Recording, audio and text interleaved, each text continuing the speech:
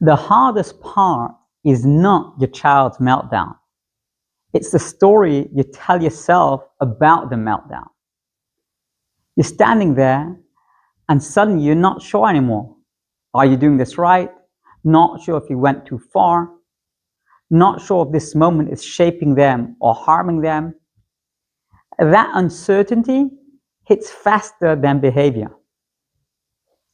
For over 15 years, in workshops, programs, and real conversations, I've guided parents through moments exactly like this.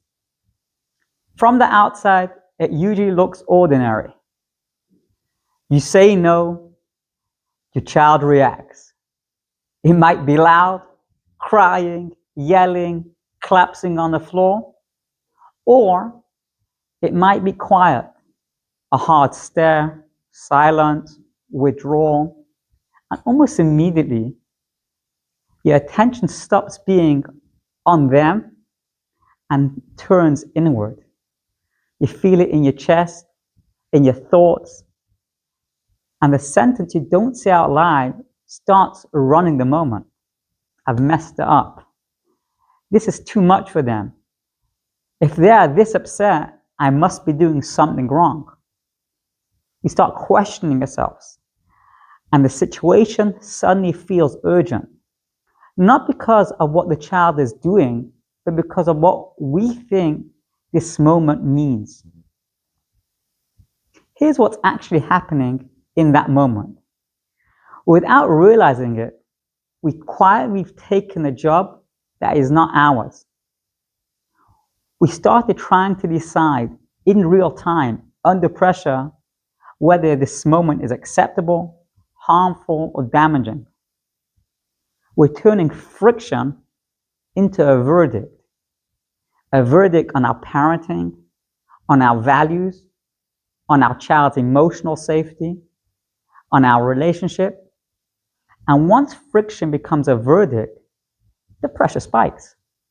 That's when parents start doing things they don't respect. They escalate to make the feeling stop. They soften to relieve guilt. They explain, hoping understanding will calm the moment. Or they retreat just to get out of the discomfort. Not because they don't care, not because they lack skill, because they're trying to judge the moment instead of lead it. Here's what changes how everything else works. Friction is a signal, not a verdict. It does not mean harm. It does not mean failure. It does not mean you've crossed some invisible line. Friction means growth is being stretched and something in the system is constricting it. That constriction could be disappointment or the effort beyond the current capacity, a loss of control or the feeling of it. They feel their dignity is being threatened or fear of failing.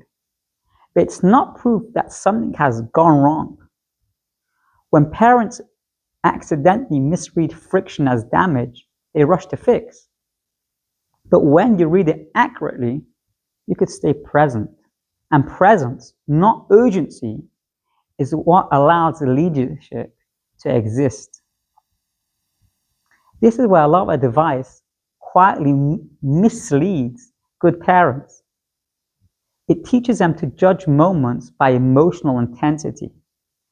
But intensity is not danger. Emotion is not injury. Discomfort is not damage, and it's not trauma. If every hard feeling is treated like an emergency, children learn that intensity runs a house. And parents slowly lose trust in themselves, not because they're wrong, because they were never taught how to read these moments clearly. Leadership doesn't disappear when a child gets upset. It disappears when the parent decides internally this moment should not be happening. Don't move off your position.